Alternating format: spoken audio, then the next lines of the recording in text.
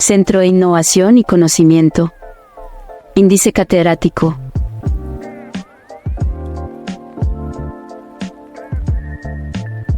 Y de Educación en Salud. Cordial saludo a todos. Desde el Centro de Innovación y Conocimiento Índice Catedrático y de Educación en Salud, nos alegra profundamente darle la bienvenida a este espacio de desarrollo profesional y personal. En IDE Educación en Salud, creemos en las personas y en su potencial. Por eso, trabajamos cada día para hacer el conocimiento accesible a todos, utilizando estrategias de enseñanzas innovadoras y flexibles que se ajuste a las necesidades de cada estudiante. En IDE, el conocimiento es libre como el viento y aprender es un derecho.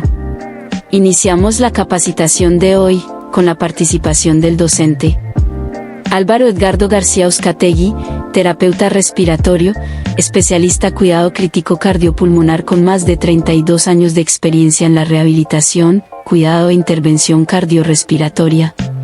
Álvaro se ha desempeñado como docente en diferentes instituciones del país. Actualmente es coordinador académico en una de las instituciones reconocidas de Colombia, donde se destaca su aporte en formación catedrática de excelente calidad, formando profesionales íntegros en el área de salud. En su carrera profesional, ha trabajado en instituciones de prestigio de Colombia. Los invitamos a vivir una experiencia única de aprendizaje. Por favor, mantengan los micrófonos apagados para una mejor experiencia y sigamos las indicaciones del docente para el desarrollo de las actividades.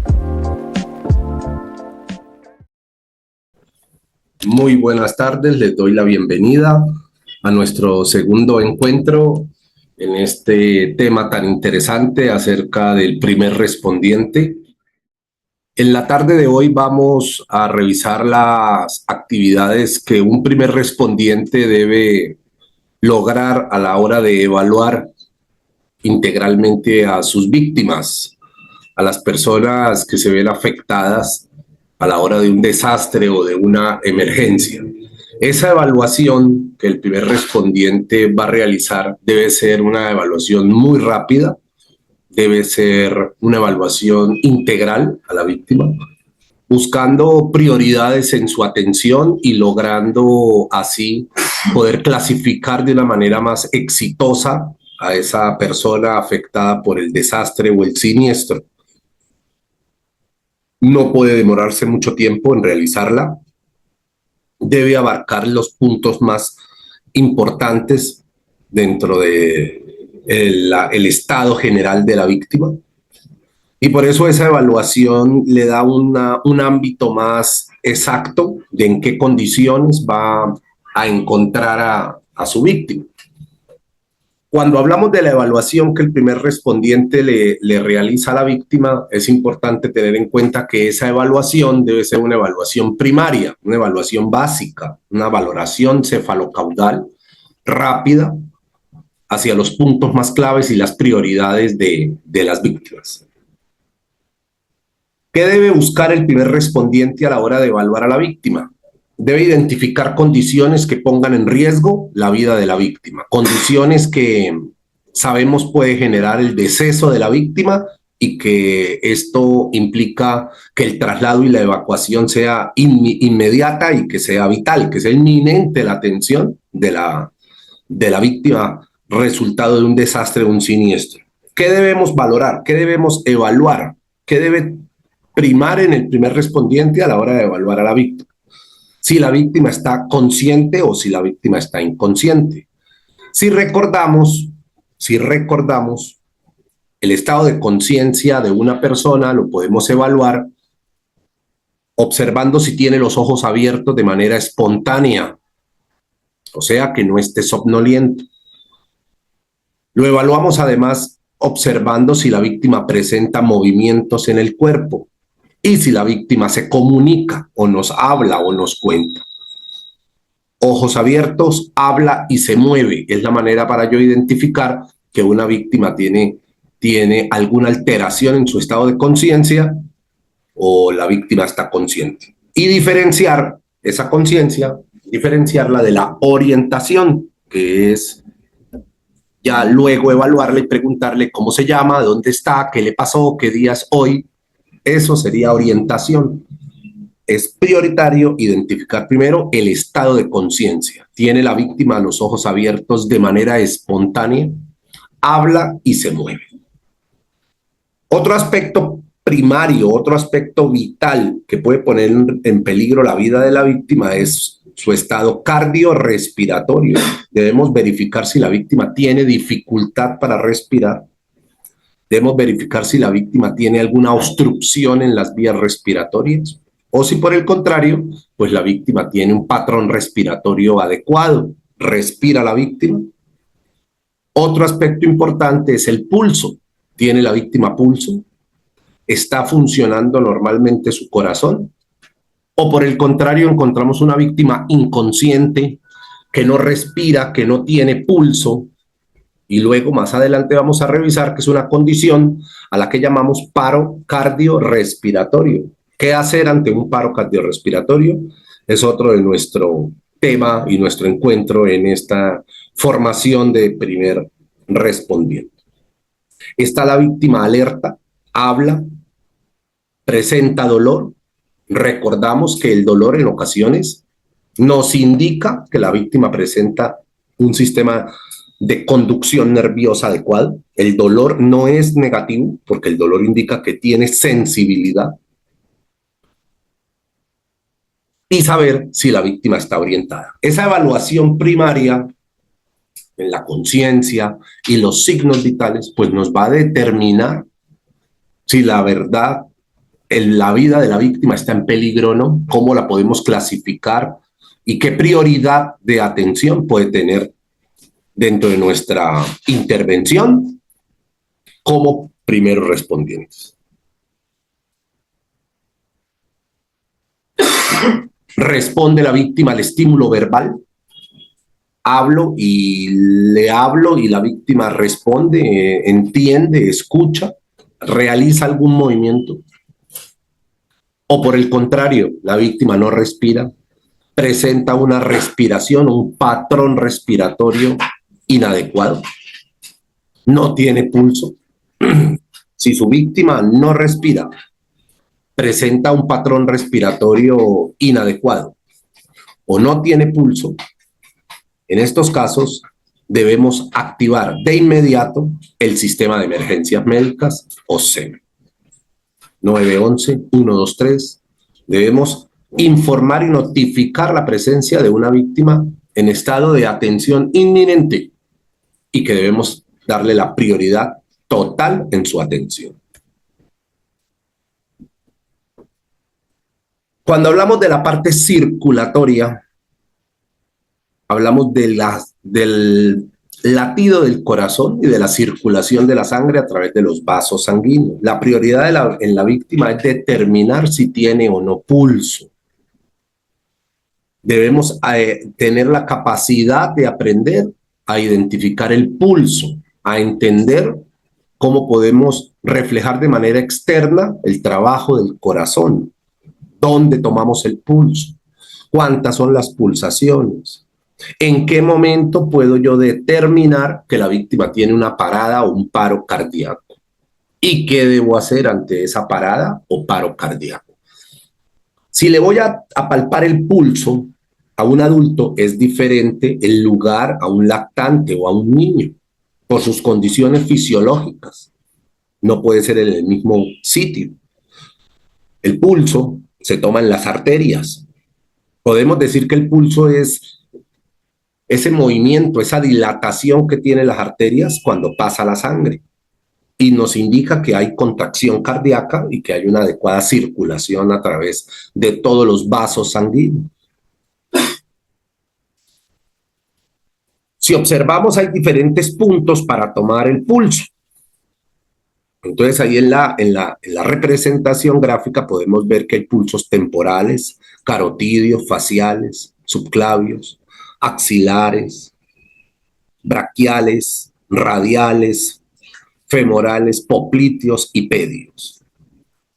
Es asertivo en el adulto palpar el pulso carotídeo y a ese se le llama pulso central, que es un pulso, uno, más fácil de sentir, más rápido. 2, nos indica verdaderamente la fuerza que ejerce la sangre sobre las arterias. Y 3, importante tener en cuenta que el pulso carotídeo lo debemos palpar a los adultos y a los niños mayores. En los lactantes y en niños pequeños, este pulso nos puede generar una presión en todo el manejo de la situación, que yo ejerza mucha presión sobre la arteria carótida y puedo llegar hasta obstruir las vías respiratorias.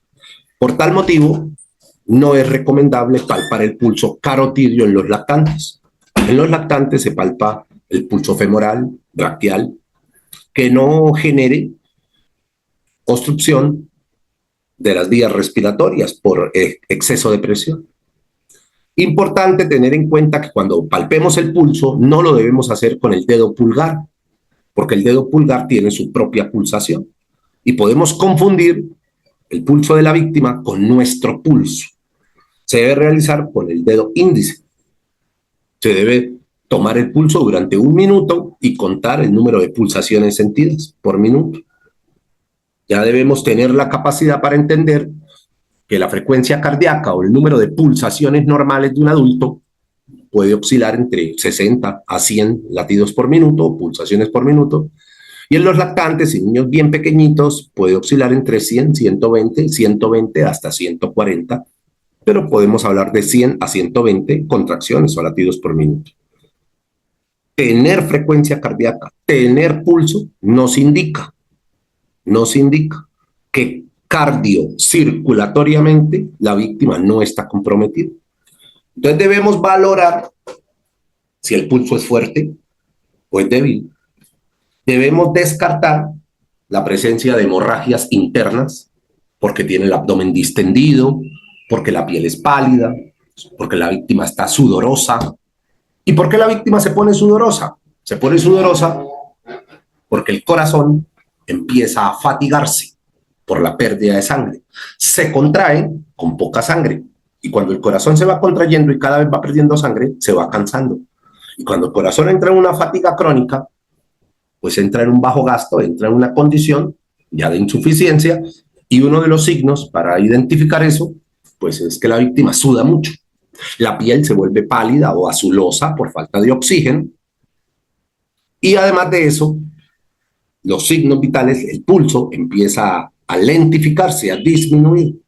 Entonces yo debo tener la capacidad como primer respondiente de decir, esta víctima se va a complicar, va a entrar en una condición hipovolémica, en un shock, va a complicarse y muy posiblemente, si no se hace una intervención inminente, pues puede entrar en un paro cardiorrespiratorio. Muy importante que esta palpación del pulso sea rápida, eficiente, para poder informar o actuar en caso de que la víctima no tenga pulso. Asociado a esa parte circulatoria, cardiocirculatoria, muy importante, siempre fundamental, mantener las vías respiratorias permeables, el manejo de la vía aérea. Entonces nosotros hablamos de obstrucciones en la vía aérea. Y tenemos que tener claro que cuando un paciente está inconsciente, es decir, que el paciente no tiene los ojos abiertos, no habla, no se mueve, que la víctima no responde a los estímulos, es decir, que la víctima está inconsciente, todos sus músculos se relajan y la víctima entra en una flacidez de su tono muscular, los músculos se relajan. Consigo la lengua, porque la lengua es un músculo. Y al relajarse la lengua, como músculo, cae y al caer obstruye las vías respiratorias. Por eso es que el primer respondiente debe tener la capacidad, primero, de comprender y segundo, de evitar que ocurra eso. Comprender que la lengua es la principal causa, el principal aspecto que lleva a la obstrucción de las vías respiratorias en una víctima inconsciente. ¿Por qué? Porque la lengua cae. cae y obstruye las vías respiratorias. O sea, que la víctima va a tener una obstrucción de las vías aéreas superiores. Asociado a la lengua, u otro factor, están los cuerpos extraños, que es otro de nuestros encuentros en donde vamos a ver el atragantamiento, el atoramiento. Cuerpos extraños diferentes a la lengua, externos, que producen obstrucción de las vías respiratorias. Entonces es muy importante que el primer respondiente, dentro de esta evaluación integral, dentro de esta valoración, identifique si la víctima realmente tiene sus vías respiratorias permeables. Y es un término importante que todo primer respondiente debe tener en cuenta, porque tener las vías respiratorias permeables significa que el aire ingresa y sale con total normalidad, que no existe ninguna obstrucción, factor o condición que evite que el aire ingrese a las vías respiratorias. Si vemos un cuerpo extraño y tenemos la capacidad de poderlo extraer, podemos hacerlo. Si no observamos ningún cuerpo extraño, pero la víctima está inconsciente y sospecho que las vías respiratorias de la víctima están obstruidas por la lengua, y asociado a esto, la víctima no sufrió ningún trauma o lesión que pudiese comprometer su columna vertebral o su médula espinal, es decir, que no cayó del doble de su altura, no tuvo un accidente automovilístico grave, no se generó un traumatismo raquimedular, o sea, en la columna o en alguna otra área del cuerpo. La manera para poder lograr que las vías respiratorias estén permeables, y lo vamos a ver más adelante, es hiperextendiendo la cabeza, que es llevando la cabeza hacia atrás y abriendo el maxilar. Maniobra que no podemos realizar si la víctima ha sido consecuencia de un trauma, caída del doble de su altura o alguna lesión traumática, porque debemos tener claro que pudiese existir la sospecha de una fractura en las vértebras. Entonces, por el contrario, la intervención del primer respondiente durante un trauma, caídas o situaciones que impliquen la movilidad y la sensibilidad de la víctima debe ser inmovilizar el cuello. Solo abrimos el maxilar para abrir las vías respiratorias, no hiperextendemos la cabeza. Entonces es muy importante que el primer respondiente pueda valorar si la víctima respira, qué patrón respiratorio tiene cuerpos extraños o no en la cavidad oral, huele la boca a querosén, gasolina, alguna sustancia ácida, respira, tiene frecuencia respiratoria. Entender que la frecuencia respiratoria es la cantidad de veces que una persona respira por minuto, y que normalmente en los adultos está entre 16 a 20, 22 respiraciones por minuto, y en los niños entre 25 y 35 respiraciones por minuto. Tiene la víctima, adulto, niño, lactante, una frecuencia respiratoria adecuada. Pues revisar vías respiratorias, descartar que no sea la lengua en la víctima inconsciente la principal causa de obstrucción de estas vías respiratorias. Observar si hay cuerpos extraños o si la boca huele a alguna sustancia, intentar identificar y cuantificar y saber cuánto es la frecuencia respiratoria de la víctima. Si yo estoy seguro que mi víctima no se cayó del doble de su altura, no es una consecuencia traumática, accidente automovilístico, accidentes de trabajo, caídas de segundo, tercer piso hacia arriba, alguna lesión, un accidente, un trauma. O sea, si yo estoy seguro que no está en peligro la sensibilidad del movimiento de la víctima, si no es algo traumático, la manera más correcta para poder abrir las vías respiratorias y evaluar la respiración es hiperextender la cabeza. Es decir, como lo observamos en la gráfica, llevarla hacia atrás y realizar el BES de la respiración.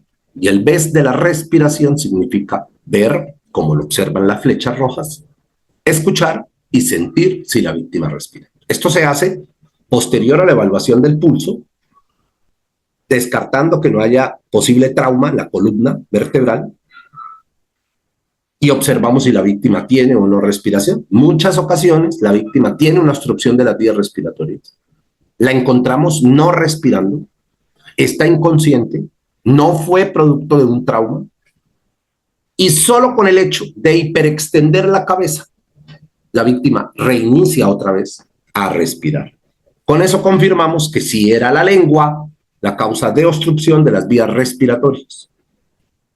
Entonces, resumiendo, debemos identificar si la víctima tiene las vías respiratorias permeables. ¿Cómo lo hacemos? Antes, debemos descartar si fue producto de un trauma, herida o lesión grave que ponga en riesgo el movimiento y la sensibilidad de la víctima. Si no está en riesgo la columna vertebral, si no está en riesgo la médula espinal, si no se cayó del doble de su altura, no es producto de un accidente de tránsito, no hay un trauma, hiperextiendo la cabeza, llevándola hacia atrás, abro el maxilar, me acerco a ella, observo su tórax y aplico el BES. Ver, escuchar y sentir que la víctima respira. De esa manera, pues yo voy a tener la capacidad, tanto circulatoria como respiratoriamente, de saber en qué condición se encuentra mi víctima.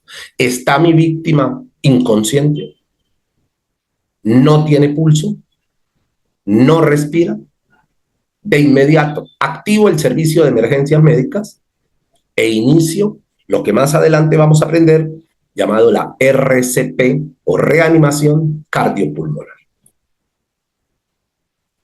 Cuando hablamos del déficit neurológico, que ya habíamos tocado el tema y era la parte de conciencia y orientación, el déficit neurológico me lo da a mí esa capacidad que tiene esa víctima para interactuar, para ser independiente.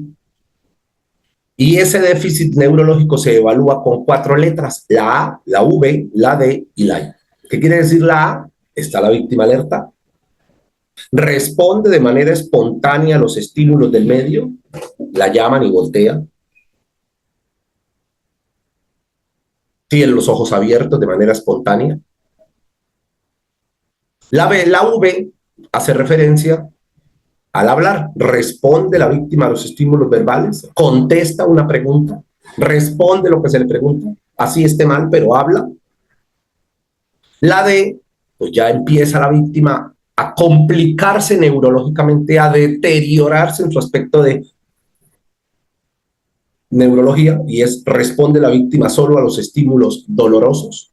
O sea, eso nos quiere decir que la víctima empezó a entrar en un estado de inconsciencia profunda, estupor, inconsciencia profunda, coma profundo, que es el caso en que ya la víctima no responde a ningún estímulo. Entonces yo debo de evaluar en el déficit neurológico, 1, ¿tiene la víctima los ojos abiertos de manera espontánea? ¿Los abre cuando yo la llamo y vuelve y los cierra?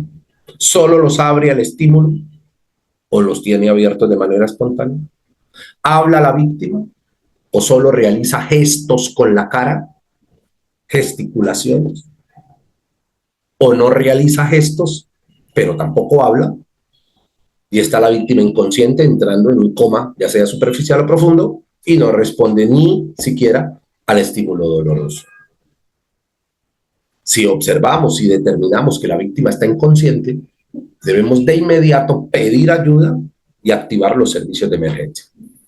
Porque la víctima, inconsciente, muy seguramente se está deteriorando en su estado de salud, se está complicando y muy seguramente va a entrar muy rápidamente a un paro cardiorrespiratorio por ese déficit neurológico que tiene. Las pupilas, pues son bastante importantes a la hora de evaluar a la víctima.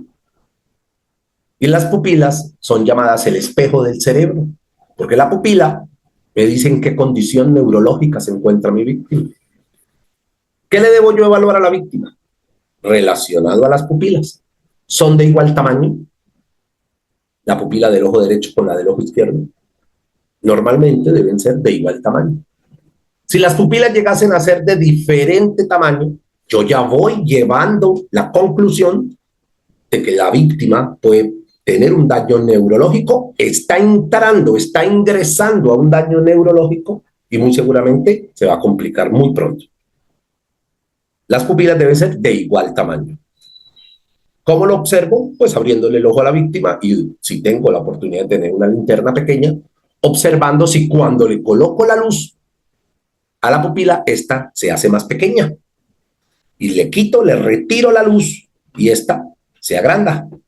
Eso quiere decir, y eso aplica a un término que hoy vamos a conocer y se llama reactiva. ¿Qué es una pupila reactiva? Que el sistema neurológico tiene la condición, tiene la capacidad para reaccionar a ese estímulo luminoso. Y es lo normal. ¿Qué es lo normal de los seres humanos? Que tengamos las pupilas de igual tamaño, que cuando nos enfrentemos a la luz se adapte achicándose, cuando nos enfrentemos a la oscuridad o nos quiten la luz, la pupila sea grande para garantizar una visión. Entonces, la pupila debe ser reactiva, que le coloque luz y se haga más pequeña, le quite la luz y se haga más grande. Y muy importante el tamaño de la pupila. Las pupilas no pueden ser punticos, como los vemos ahí, que son puntiformes.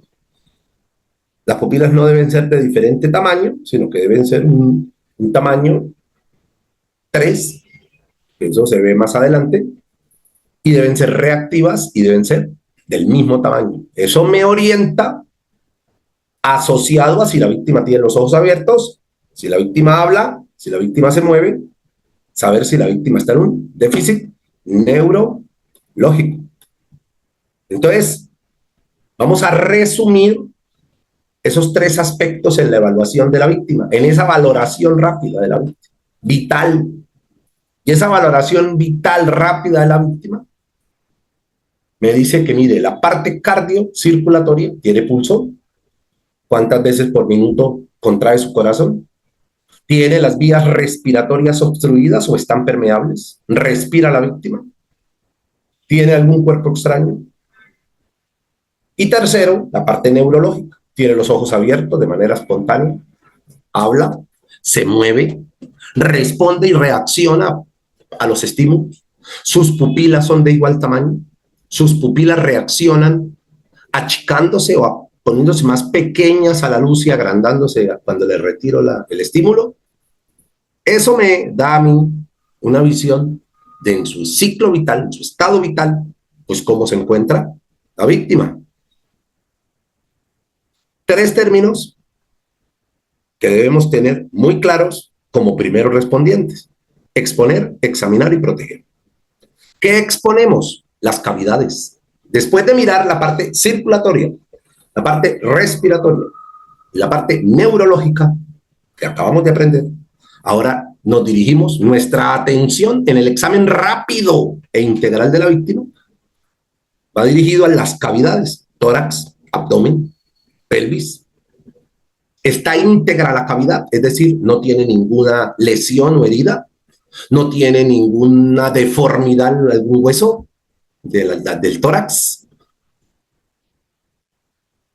no tiene ningún cuerpo u objeto incrustado en la cavidad. Entonces debemos hacer una inspección, una valoración rápida, completa, de pies a cabeza. Debemos palpar las extremidades. ¿La víctima tiene alguna lesión en las extremidades? ¿En los brazos tendrá alguna marca de que se inyectó algo? El color de las uñas es muy importante. El color de la piel es muy importante. La presencia o no de cuerpos extraños incrustados es muy importante descartar. ¿Tiene hemorragias? El abdomen está duro y distendido, que me sugiere una posible sospecha de hemorragia interna. Ya eso lo asocio con piel pálida o azulosa, sudoroso. Y voy uniendo todas esas piezas que poco a poco yo voy identificando o descartando, y me voy dando a la idea de en qué condición, como primer respondiente, en qué condición real se encuentra la víctima y en qué peligro, si no le presto la atención necesaria, la puedo llevar. ¿Tiene alguna lesión craneal en la cabeza? ¿Algún objeto incrustado?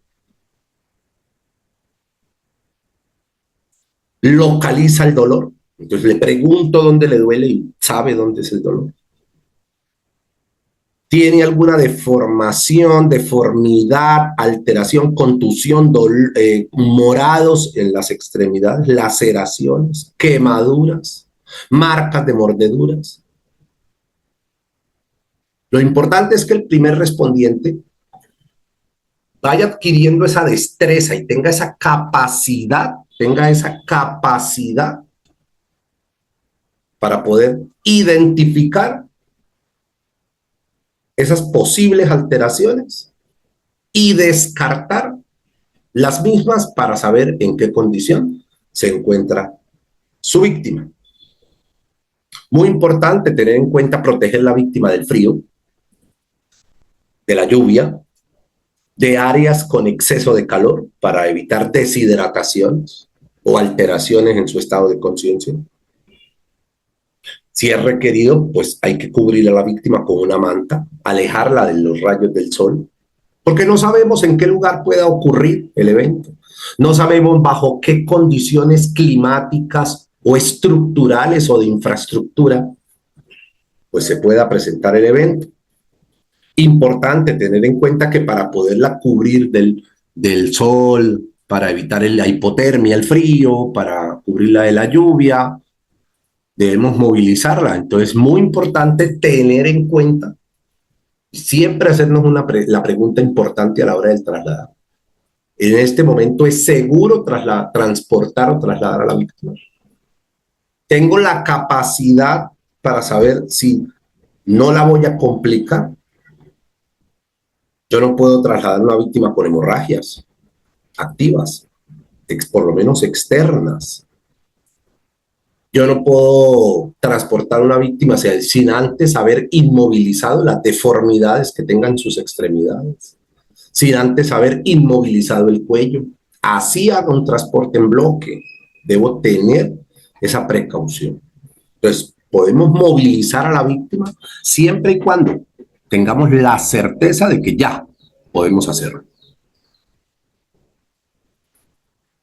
Entonces, el haber valorado y evaluado a la víctima, donde antes, y fue lo que vimos en el capítulo de ayer, valoramos fue la situación, ya llegamos a la intervención exacta que tenemos como primeros respondientes, que no podemos olvidarnos que es actuando con responsabilidad social, con conocimiento de causa y protegiendo a la víctima antes de protegerme, antes primero protegerme yo, podemos hacer la diferencia entre la vida y la muerte. Y podemos abordar la situación de la manera más asertiva, buscando siempre el bienestar de las personas afectadas ante una situación. Ya aprendimos lo general del primer respondiente. Ya supimos valorar la escena, los peligros y los riesgos presentes. Ya vimos una visión de la evaluación integral y la valoración céfalo de cabeza a pies de la víctima. Ahora ahondamos en la intervención, en cómo actuar como primer respondiente en casos específicos. Y vamos a empezar de qué debía hacer un primer respondiente en situaciones de incendio. ¿Sabemos manejar un extintor? ¿Sabemos de qué está hecho un extintor? ¿He recibido en algún momento una capacitación? ¿Tengo conocimiento de cómo se forma el fuego, cómo se propaga y cómo lo puedo apagar? Todos los fuegos se apagan con agua. Entonces son preguntas que poco a poco pues vamos a ir aclarando, vamos a ir resolviendo. ¿Y cómo debo actuar como primer respondiente a la hora de un incendio? Las causas más comunes de incendio pueden ser el cableado en mal estado, múltiples o varios equipos conectados al mismo tiempo en un toma, velas, veladoras encendidas, fallas eléctricas, material combustible cerca de calentadores o de áreas con exceso de calor, de temperatura, donde pudiese explotar o prenderse, falta de mantenimiento a equipos o escapes de gas. Son las causas de incendio más comunes y muy importante tener en cuenta que son evitables. Y hablamos de que prevenir es mejor que curar. Son causas evitables, pero son las más comunes a la hora de un incendio. Cuando hablamos del incendio, pues tenemos que referirnos a la teoría del fuego. Entender que al fuego se le da el nombre de combustión. El fuego o combustión requiere para poder mantener su llama viva de 3 agentes.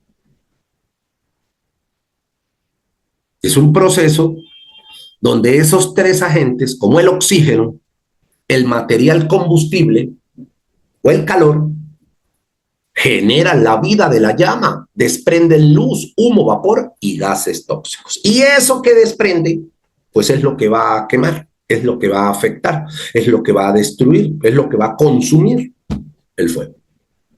Entonces es importante que entendamos que el primer respondiente comprenda que para que exista fuego deben haber 3 materiales. Si uno de ellos no está, no existiría fuego. Y los 3 materiales hacen relación al triángulo del fuego. Y cuando hablamos del triángulo del fuego nos referimos al oxígeno, al material combustible y al calor. Los materiales combustibles son los que se van a quemar, son los que se van a prender. Y los materiales combustibles pueden ser sólidos, líquidos o gaseosos. Si hablamos de sólidos, pues estamos hablando de maderas, textiles, papel, cartón, otros como azufre, fósforo, carbón, plástico, magnesio, aluminio. Si hablamos de líquidos, estamos hablando de sustancias, petróleo, gasolina, aceite, barsol, ACPM.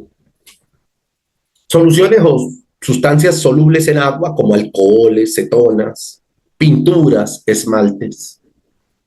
Y cuando hablamos de gaseosos, pues hablamos de diferentes gases, aerosoles, gas metano, propano, butano, hidrógeno, que pudiesen aumentar su temperatura y explotar o generar un incendio. Entonces, para que exista fuego, debe existir los 3 materiales, los 3 elementos del triángulo del fuego. El material combustible, el oxígeno y el calor. El material combustible es lo que prende, lo que se quema, lo que genera. Y a esos pues se le clasifican en sólidos, líquidos o gaseosos. El oxígeno, cuando hablamos de oxígeno, tenemos que entender que al oxígeno también se le da el nombre de comburente. ¿Y qué es el oxígeno? Es un agente oxidante, un gas que se encuentra en el ambiente en un porcentaje de 21% y pues también mantiene la vida de la llama. Y el calor se puede definir como una energía o forma de energía en movimiento. Es el aumento de la temperatura que mantiene esas partículas para que se genere el fuego. Pero ¿qué pasaría si les dijese que hoy en día no hablamos del triángulo del fuego, en donde se dice que es solamente el material combustible, el calor y el oxígeno? Pues hoy en día no se habla del triángulo del fuego. Hoy en día hablamos del tetraedro del fuego, que ya no son 3 materiales, sino son 4. Y podemos observar en el centro 3 letras, la R, la Q y la C, que hacen relación a la reacción química en cadena. Y la reacción química en cadena hace referencia al mantenimiento y calentamiento de esas moléculas en el aire. O sea, ¿qué es la reacción química en cadena? Que ninguno de los otros materiales o elementos va a faltar. Y eso hace que la vida de la llama se mantenga. Si rompo esa reacción química en cadena, se acaba el fuego. Si sofoco el aire o quito el oxígeno, se acaba el fuego. Si bajo la temperatura o aplico agua, en algunos casos, se apaga el fuego. Si retiro el material combustible, y es posible, se apaga el fuego. En el momento que yo retire cualquiera de los tres materiales, rompo esa reacción química en cadena y apago el fuego. No todos los incendios son iguales. Los incendios se pueden clasificar en 4 o en 5 clases. Hablamos de incendios A o tipo A o clase A cuando se queman sólidos, madera, cartón, papel, y generan brasa y generan llama. Hablamos de incendios B, tipo B o clase B, cuando se prenden líquidos o gases, petróleo, derivado, barzolas, PM, pinturas, esmaltes o gases. Ya no hay brasa, porque es líquido, pero se forma llama. Hablamos de los incendios clase C, cuando se electrocuta, se genera una chispa, se genera un daño en un equipo eléctrico que está conectado a la corriente, que está energizado. Hablamos de incendios clase o tipo B cuando lo que se aumenta la temperatura son los metales, sodio, magnesio, y se genera altas temperaturas y explosión. Y aunque ahí no lo tenemos, existe también un incendio clase E. Y ese incendio clase E habla de aceites, aceites de cocina, aceites industriales. Y esos aceites, más adelante vamos a aprender a observar, no se deben extinguir con agua, porque por el contrario, aviva el fuego. Entonces hay incendios A o sólidos, B o líquidos, C o eléctricos, D metales y E aceites principalmente de cocina. Y así como tenemos la clasificación de los incendios, pues asimismo también existe la clasificación de los extintores. Extintores que yo como primer respondiente debo tener la capacidad para manejar, para aprender. Que también existen extintores A, B, C o extintores ABC multipropósito. Sirven para todo y tienen sustancias que apagan rápidamente el fuego sin destruirlo. Los extintores tipo A están llenos de agua y ellos van a apagar incendios sólidos, donde el material combustible es sólido. Hay extintores de color, esos extintores A son normalmente de color verde o plateado. Tenemos extintores BC, rojos, que contienen monóxido de carbono. Esos extintores apagan equipos eléctricos, líquidos y algunos gases, pero son extintores que por el monóxido, dióxido de carbono, pues han perdido utilidad. Tenemos los extintores ABC, multipropósito. Estos extintores ABC, multipropósito, contienen sustancias como polvo o químico seco, solcaflam, que son sustancias absolutamente excelentes a la hora de extinguir el fuego. No destruyen los materiales y sirve para todo tipo de fuego, por eso reciben el nombre de ABC multipropósito. ¿Qué es importante cuando somos los encargados de intentar extinguir el fuego que inicia? Porque si es un fuego muy avanzado, pues los extintores no van a ser suficientes para poder extinguir las llamas. Entonces requiero de activar el servicio de emergencia, de llamar a los bomberos, de apoyo. Pero el primer respondiente debe tener la capacidad para identificar qué tipo de extintor va a usar, qué agente extintor tiene por dentro ese extintor y cómo usarlo. Muy importante tener estas recomendaciones. ¿Qué hacer como primeros respondientes en caso de incendio? Mantenga la calma. Identifique qué se está quemando. Entonces, eso nos orienta a conocer, uno, el material combustible. El material combustible, qué tipo de extintor debo usar, qué tipo de extintor debo usar, qué agente extintor va a ser el más acercado. Active la alarma para iniciar la evacuación. pida ayuda y active el sistema de emergencia. Y utilice el extintor paso a paso. Un extintor paso a paso nos indica que debemos tomarlo usando la manilla de transporte, ya habiendo confirmado qué tipo de extintor es, qué agente extintor contiene por dentro, cuántas libras es. Revise la presión del extintor en el manómetro. El manómetro siempre debe indicar verde, significa que está lleno. Retiro el pin de seguridad que tiene y hago un disparo de prueba, garantizando que funcione. La distancia recomendada para yo hacerme es a 3 metros. Sostengo el extintor y dirijo la boquilla hacia la base del fuego. Y ahí vienen los principales errores, que dirigen la boquilla hacia lo alto del fuego. Y en lo alto del fuego hay mucho monóxido de carbono. Y eso va a hacer que se avive más el fuego y que sea más difícil extinguirlo. El fuego se debe extinguir desde la base, como lo observamos en la gráfica. Nunca debemos darle la espalda al fuego. Nunca debemos darle la espalda al fuego. Es peligroso.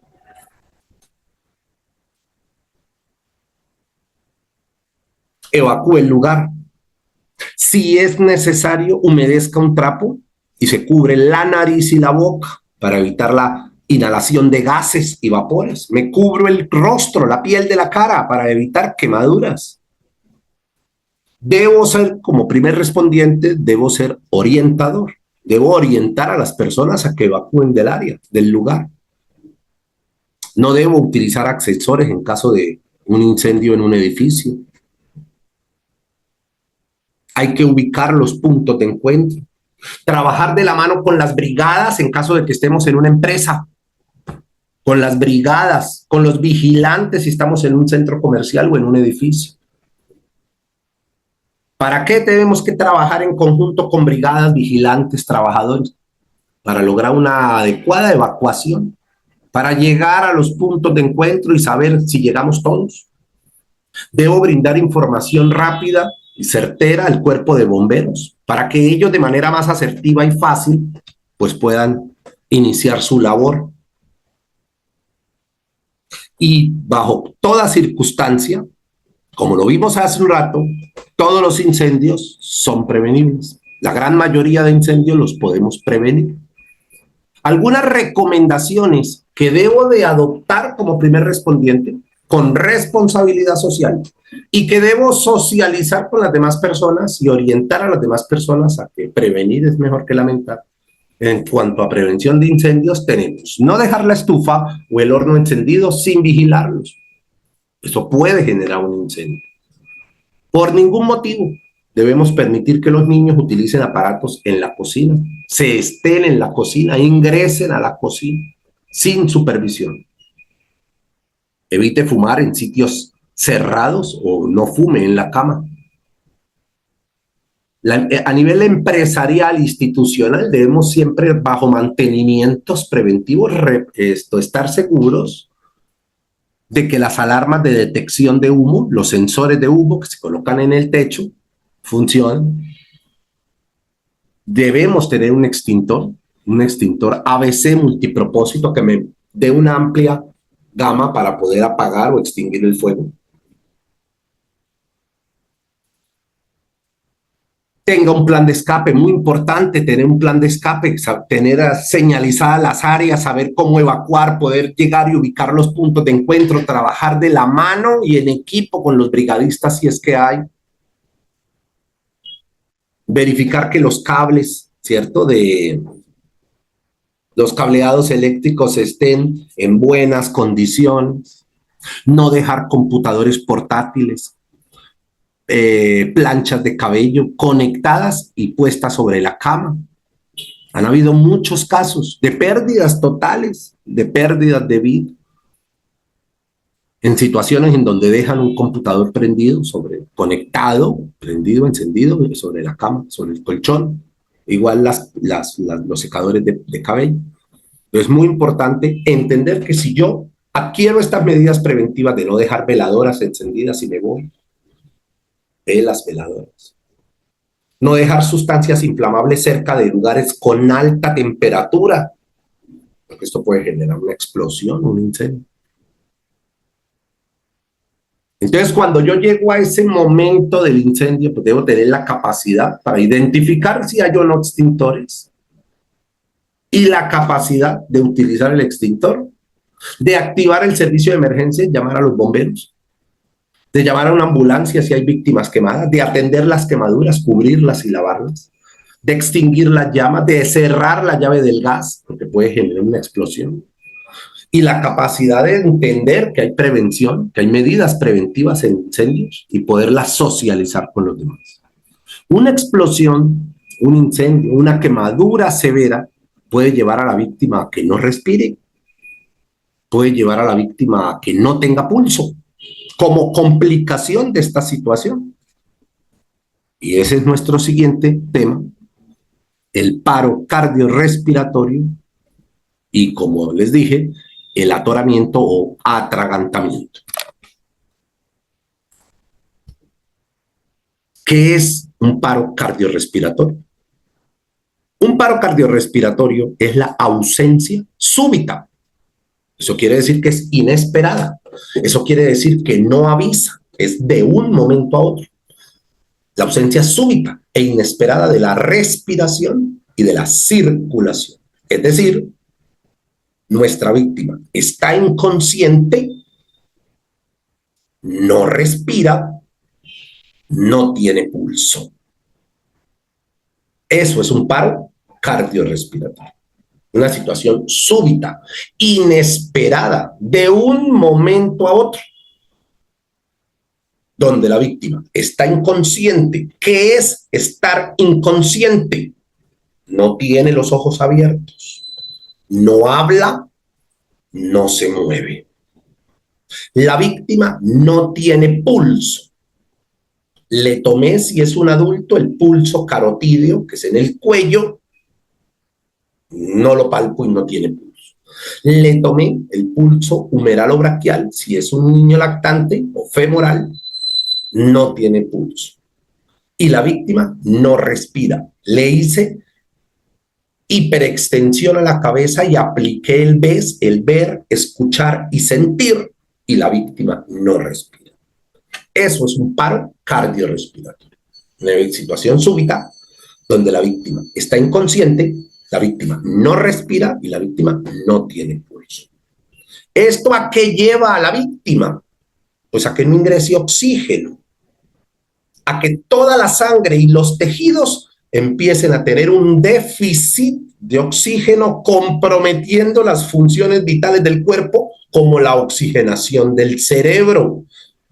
Y esto lleva a que la víctima pues sufra una muerte cerebral por falta de oxígeno. ¿Qué puede producir en una persona un paro cardiorrespiratorio?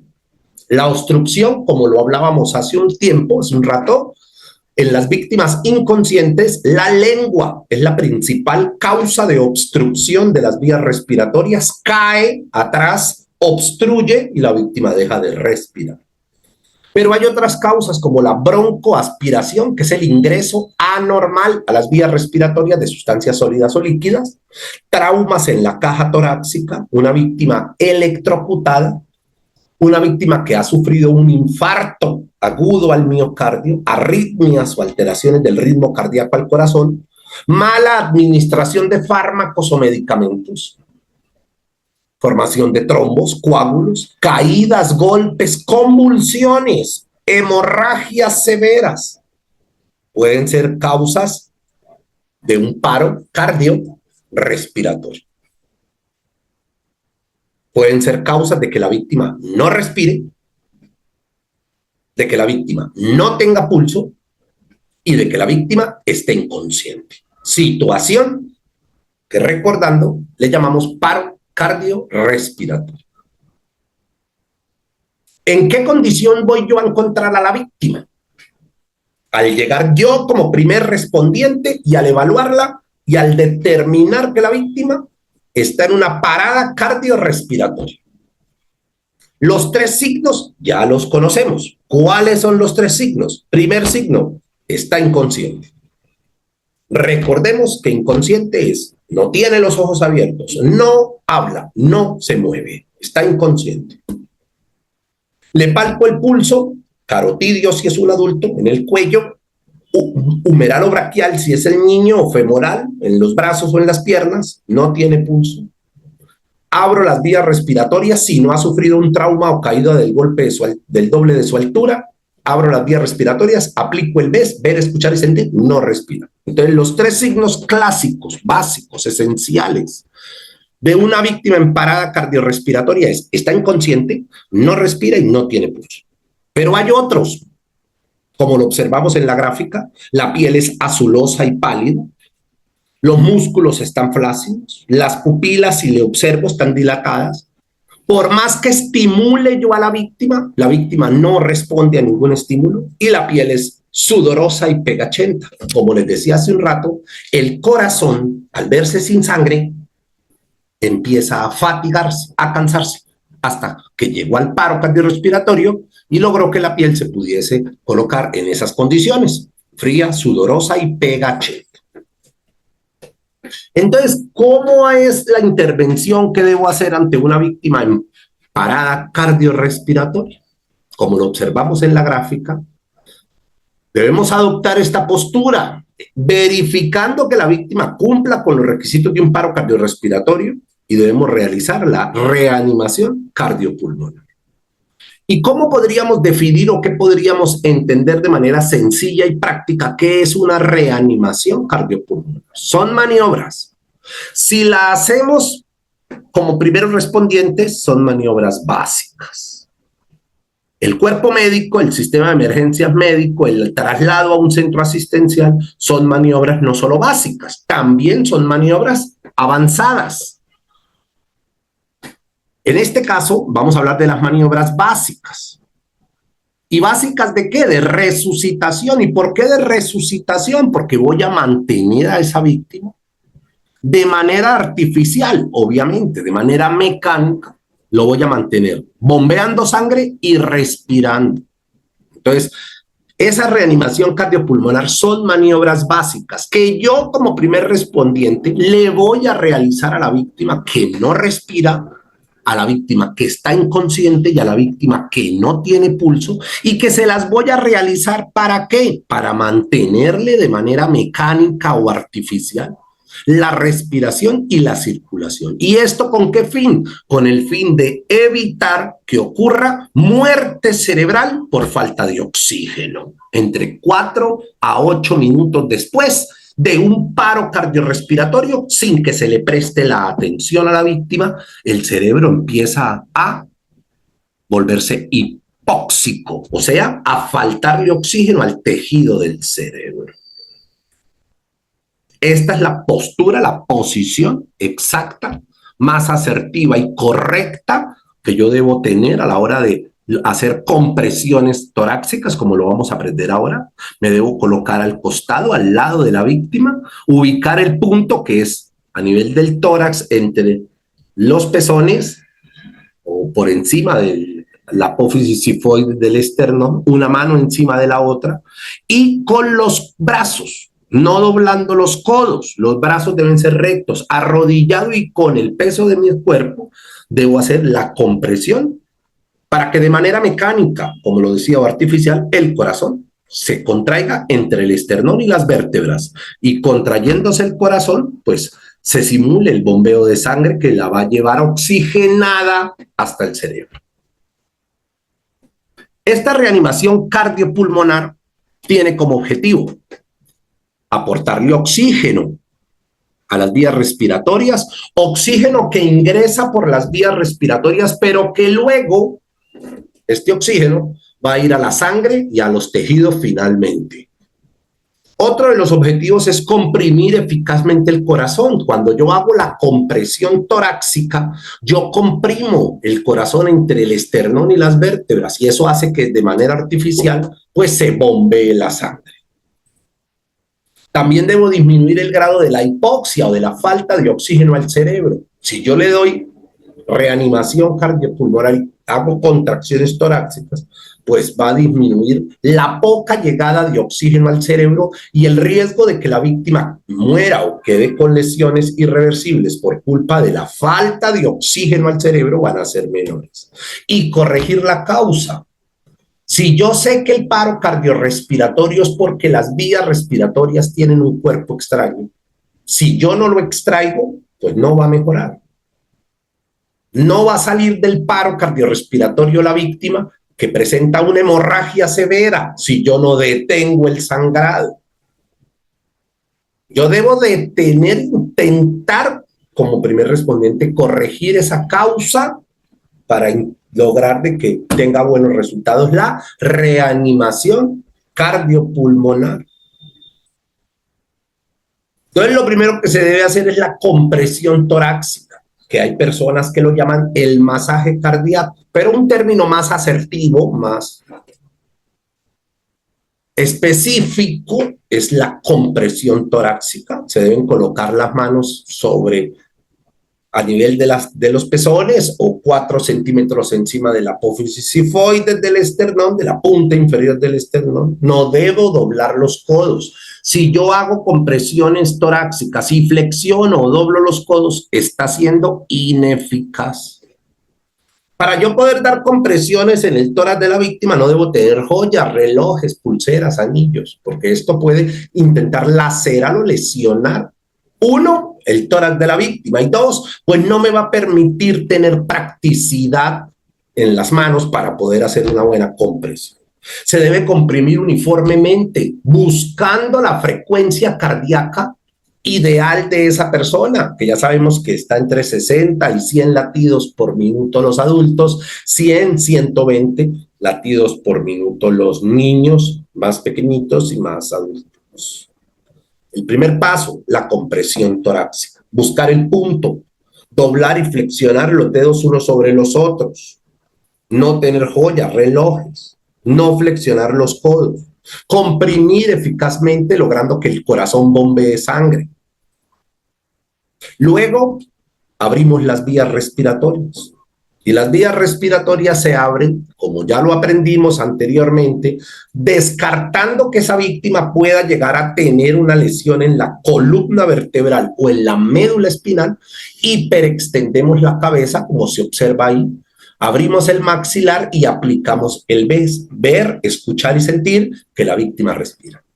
Si tiene cuerpos extraños, contenido alimenticio o material que obstruya la cavidad oral, la pongo de medio lado, retiro ese material para que las vías respiratorias vuelvo otra vez con la víctima boca arriba y las vías respiratorias tratan de despejarse, volverse impermeables. Y la respiración artificial que ha perdido peso por toda la parte de bioseguridad, pero que se sigue hablando de mascarillas orofaciales, se haría para garantizar el ingreso de oxígeno al campo pulmonar. Es recomendable no hacerse, a menos de que tengamos mascarillas, sistema de protección y normas de bioseguridad. Es recomendable que la reanimación cardiopulmonar sea tan eficaz que lo podamos lograr mantener a la víctima de manera mecánica, contrayendo mecánicamente su corazón, garantizando el aporte de oxígeno hasta que llegue el cuerpo de emergencia y le pueda yo brindar toda la información para que ellos trasladen y sea una reanimación cardiopulmonar ya no solamente básica, sino también avanzada. La Asociación Americana del Corazón sugiere que se den 30 compresiones torácicas firmes, uniformes, mezcladas con 2 ventilaciones artificiales con mascarilla orofaringea, con sistemas de protección, o idealmente 30 compresiones torácicas, garantizando o intentando, más que garantizar, un adecuado aporte de oxígeno a los tejidos, principalmente al cerebro, para evitar la hipoxia o muerte cerebral. Identifico que la víctima Identifico que la víctima esté inconsciente, que no tenga pulso, que no respire. ¿Cómo identifico que la víctima está inconsciente? No tiene los ojos abiertos, no habla, no se mueve. ¿Cómo identifico que la víctima no tiene pulso? Palpo pulso carotidio o en el cuello al adulto y braquial o humeral en el lactante o niño mayor y no tiene pulso. ¿Cómo verifico que la víctima no respira? Descarté que tenga lesión en la columna. Abro la vía respiratoria. Si tiene lesión en la columna, inmovilizo el cuello y solo elevo el mentón y el maxilar un poco. No debo manipular la cabeza de la víctima en una persona que haya sufrido un accidente automovilístico severo, que se haya caído del doble de su altura o que tenga una lesión en la columna vertebral o en la médula espinal. De lo contrario, abro la vía respiratoria hiperextendiendo la cabeza y aplico el VES, ver, escuchar y sentir si la víctima respira. Si veo que la víctima está inconsciente, que la víctima no respira, que la víctima no tiene pulso, pues estoy totalmente convencido que esa víctima lo que presenta es un paro cardiorrespiratorio. ¿Qué debemos hacer? Una reanimación cardiopulmonar que logre mantener de manera mecánica la respiración y la circulación de la víctima. Esta reanimación cardiopulmonar puede ser básica o puede ser básica avanzada. Hablamos de básica, nosotros como primeros respondientes. Se hablará de básica avanzada con medicamentos, con soluciones, con intrahospitalariamente. La reanimación cardiopulmonar básica del primer respondiente incluye en las compresiones torácicas, como se ve en la gráfica, en la presentación. Lo que queremos es que el corazón se pueda comprimir entre el esternón y las vértebras, intentando bombear sangre, evitando que le falte oxígeno al cerebro. Y en caso de ser posible, bajo presencia de mascarillas, orofaringias, normas de bioseguridad y evitar la propagación de infecciones, hacemos la respiración artificial. Y como les comentaba hace un momento, la Asociación Americana del Corazón sugiere se inicie con el paso C de compresiones torácicas. Se siga al paso A, abra la vía aérea y evalúe si respira con el VES.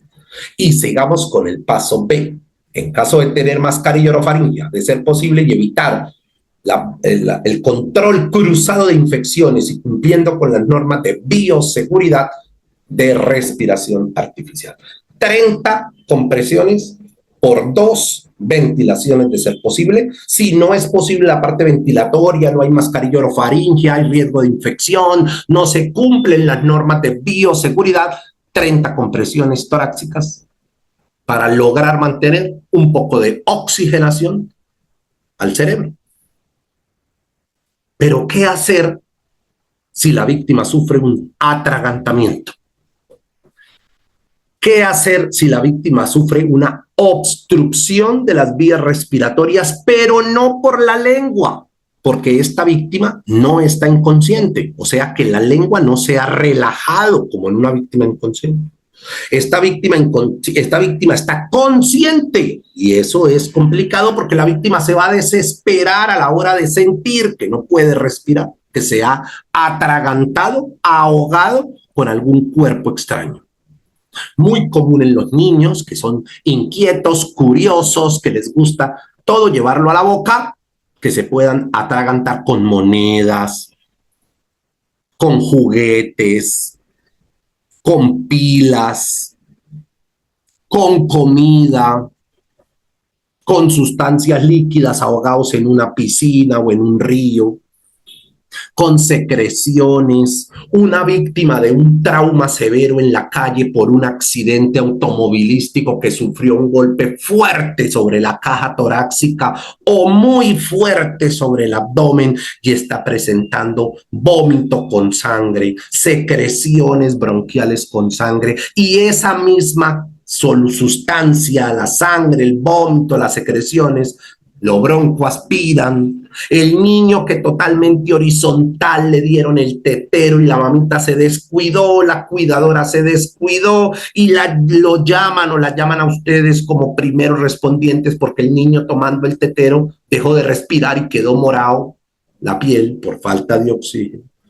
Todo eso hace que ese contenido sólido, que ese contenido líquido ingrese a las vías respiratorias, obstruyan las vías respiratorias, y pues eso es la condición, una condición muy común que se llama atoramiento o atragantamiento. Esto obviamente bloquea el paso del aire, no entra oxígeno, el corazón empieza a detectar esa falta de oxígeno, pues empieza a ver comprometido y podemos llegar al paro cardiorrespiratorio.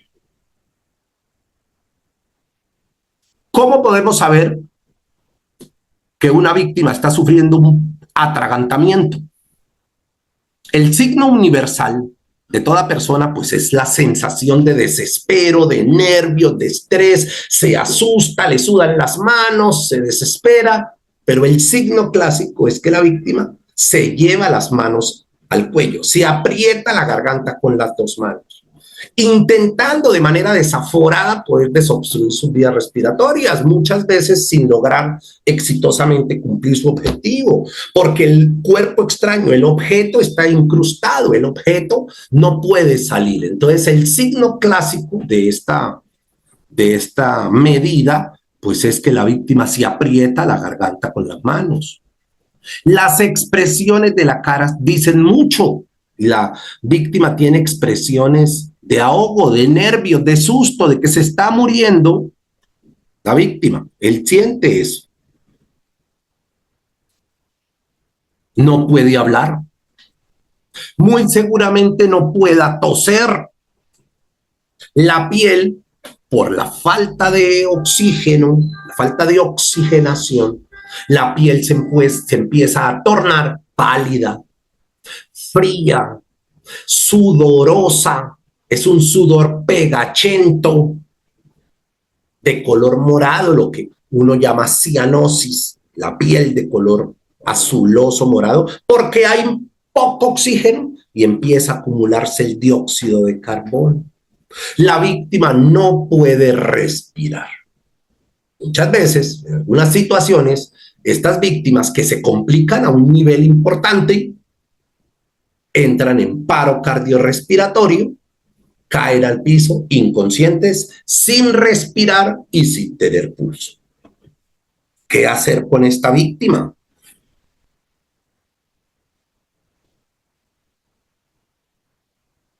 Muy importante que como primer respondiente incentivemos a la víctima a que tosa. Muy importante. Yo debo incentivar a la víctima a que tosa buscando con esto, intentar expulsar el cuerpo extraño de manera como mecanismo de defensa propio de esa víctima. Que tosa y que lo haga vigorosamente. Si vemos que con esto la víctima no mejora, que el objeto extraño no sale, yo puedo inclinar la persona hacia adelante y le puedo dar golpes secos, no extremadamente fuertes, pero sí consistentes entre los omóplatos o las escápulas, intentando con esto estimular el nervio vagal para que al toser expulse ese cuerpo extraño. Mientras hago esa técnica en intentar expulsar el cuerpo extraño, pues sigo estimulando a la víctima a que tosa. Pero como les dije hace un momento, puede ser que la víctima no sea capaz ni de hablar ni de toser, pero lo debo de hacer, debo de estimularla para que logre sacar fuerzas y poder toser. Si definitivamente con esto no logro expulsar el cuerpo extraño, pues yo sé que todos en algún momento hemos podido escuchar o hemos oído acerca de la maniobra de Heimlich o la maniobra de desobstrucción de las vías respiratorias. Se dice que ha salvado la vida de muchas personas en el mundo. Es una técnica que puede hacer el primer respondiente, que debe hacer en situación de atoramiento y de atragantamiento, cuando la víctima ha tosido, cuando la he estimulado en la espalda y cuando el cuerpo extraño sigue adentro. Y el objetivo de la maniobra de Helmich o esta técnica de desatoramiento consiste en generar una presión interna sobre la caja torácica y sobre los pulmones, que esa presión haga que salga el cuerpo extraño, que el cuerpo extraño pueda salir. ¿Cómo se hace la maniobra de desobstrucción de las vías respiratorias o maniobra llamada de Helmich? Yo me debo de ubicar por detrás de la persona atorada. Yo debo de separarle las piernas. Si yo no le separo las piernas por detrás a la persona atorada, pues nos podemos caer cuando hagamos el estímulo. Yo debo separar las piernas de esa persona. Debo introducir mis brazos sobre los brazos de ella, o sea, debo abrazarla por la cintura. Empuñar una mano con el dedo pulgar contra la persona entre el ombligo y el esternón, ¿cierto? Ese debe ser el punto, entre el ombligo y el esternón, un puño apretando al otro. Pego mi pecho en la espalda de la víctima. Como la víctima tiene las piernas separadas, el riesgo de caernos minimiza. Y hago una presión con fuerza consistente hacia adentro y hacia arriba, y va a estimular el músculo diafragma, va a generar una presión intratorácica expulsando, y intraabdominal, intrapulmonar, expulsando el cuerpo extraño. Como les digo, se llama maniobra de Helmich, se hace después de que yo estimule a la víctima a que tosiera varias veces, y la víctima lo intentó, pero no fue positivo. Me ubiqué detrás de la víctima y la estimulé en la espalda, seguí estimulándola a que tosiera. Aplico la maniobra de desobstrucción de las vías respiratorias o maniobra de Helmich, generando una presión intraabdominal, intratorácica, que logre poder expulsar el cuerpo extraño. Le ha salvado la vida a muchas personas en el mundo. Por eso la llaman maniobra de autosalvamento o de salvamento. ¿Y por qué maniobra de autosalvamento? Porque como lo observa la gráfica, un primer respondiente no solo lo puede aplicar si la víctima es él mismo, sino se lo puede socializar, multiplicar y transmitir a los demás para que lo hagan en caso de que estemos solos. Si una víctima se atraganta, se atora y está sola, pues puede hacer la maniobra de autosalvamento, y es colocarse sobre una silla entre el ombligo y el esternón, colocando el puño, colocándose sobre la silla, y con fuerza yo mismo genero la presión, genero esa presión intraabdominal e intratorácica que logre que la víctima pueda expulsar el cuerpo extraño. Y se hace con una silla, se hace colocando el puño entre el ombligo y el esternón, como si se lo estuviéramos haciendo a otra persona, pero la silla es la que nos va a ayudar a generar esa presión intraabdominal que va a lograr, intratorácica, que va a lograr poder expulsar el cuerpo extraño. Si hablamos de un lactante, de un bebé, vamos a identificar que él está deprimido. Y cuando me refiero a deprimido, estoy hablando de que está frío, no llora, no tiene movimientos al estímulo, está azuloso, como lo observamos en la gráfica. Muy seguramente está obstruida sus vías respiratorias por un cuerpo extraño. Debo ubicarlo. Entonces volteo al bebé, lo coloco en mis piernas, introduzco el dedo y busco si hay algún cuerpo extraño. Si no lo identifico, como lo observa la gráfica, volteo al bebé y le doy golpes contundentes, obviamente relativos a que es un bebé, no extremadamente fuertes, contundentes, entre las escápulas, en la espalda, estimulando el tórax por detrás para que pueda expulsar el cuerpo extraño. Si no expulsa el cuerpo extraño, vuelvo y lo volteo, vuelvo, examino la cavidad oral, vuelvo, introduzco el dedo por los lados de la cavidad oral buscando poder extraer el cuerpo extraño, vuelvo y lo volteo y vuelvo y lo estimulo, buscando expulsar el cuerpo extraño. Puedo hacer la maniobra de Helmich con el bebé colocado en mis piernas e inclinado hacia abajo para que la gravedad de una u otra manera me pueda ayudar en la expulsión del cuerpo extraño. Repito esto 2, 3, 4 veces, pido ayuda, llamo y activo el sistema de emergencias. Y también podemos observar que esta maniobra la podemos aplicar en una mamá que esté en gestación, una mamita embarazada, y la hacemos por encima del perímetro abdominal para evitar lesiones, también haciendo una presión equitativa a quien se la estoy haciendo, una presión fuerte, contundente, pero teniendo en cuenta que está embarazada, y la hago hacia adentro y hacia arriba, generando esa misma presión intraabdominal, intrapulmonar, intratorácica, que logre expulsar el cuerpo extraño. Entonces, tenemos que hay que identificar la víctima, saber y estar seguros que está atorada, se lleva las manos al cuello, tiene gestos de ansiedad, pide ayuda, pero no puede hablar, muchas veces no puede toser. Estimulo a que la víctima tosa vigorosamente. Luego de que estimulo a que la víctima tosa vigorosamente, la inclino hacia adelante y doy golpes secos entre las escápulas.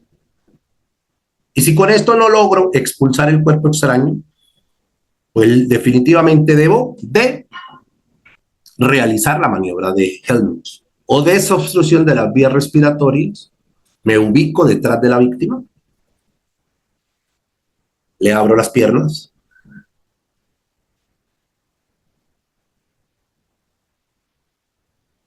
abrazo a la víctima por la cintura, empuño una mano con la otra y entre el ombligo y el esternón, un golpe seco hacia adentro, contundente hacia arriba, buscando expulsar el cuerpo extraño. También se puede hacer en lactantes. También lo podemos hacer solo si somos la propia víctima, y se llama maniobra de autosalvamento con una silla. Y también se puede hacer en lactantes y en mujeres en estado de gestación. Recuerden que el primer respondiente, con conocimiento, con responsabilidad social y comunitaria, puede ser la diferencia entre la vida y la muerte. Espero haya sido de agrado este espacio, este encuentro que tuvimos el día de hoy. Espero tengamos cada vez más herramientas para poder ser primeros respondientes. Les deseo una excelente tarde y los invito el día de mañana a nuestro tercer y último encuentro en este curso de primer respondiente. La diferencia entre la vida y la muerte.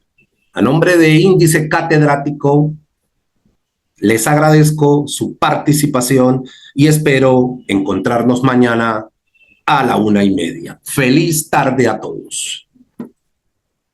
Queridos participantes, hemos llegado al final de esta enriquecedora capacitación en el Centro de Innovación y Conocimiento Índice Catedrático y de Educación en Salud. Quiero agradecerles profundamente por su compromiso y participación activa. Su dedicación no solo enriquece su aprendizaje, sino que también fortalece el propósito de nuestra misión, brindar formación continua y de alta calidad que se adapte a las necesidades del sector salud y de la comunidad en general. Nuestra promesa es seguir innovando y ofrecer formación de calidad, garantizando que cada uno de ustedes esté preparado para enfrentar los retos de su profesión con excelencia y empatía. Estamos comprometidos a ser su aliado en este camino de formación continua. Su éxito es nuestra mayor satisfacción. Para temas académicos, capacitaciones, Cursos y certificaciones, comunicarse al 321-316-2248. Gracias por confiar en nosotros. Los espero en nuestras próximas capacitaciones. Hasta pronto.